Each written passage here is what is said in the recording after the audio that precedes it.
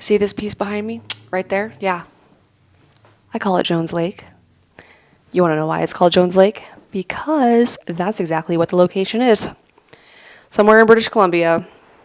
Let's do a little bit of a backstory, shall we? Because this piece right here is probably one of the most unpredictable locations I've ever been to. Let's reverse back to 2015 when I was traveling out of my Honda Element for months on end. So there was this little website that I would use to find free campsites to sleep at every night.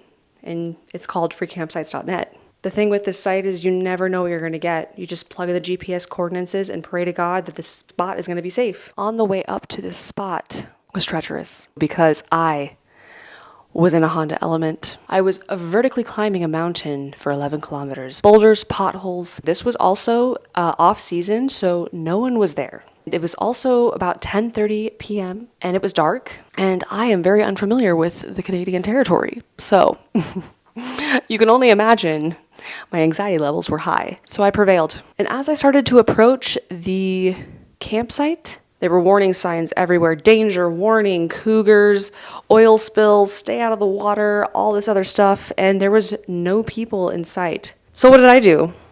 I slept there. As the morning approached and the light started to come out, I was able to start seeing my surroundings.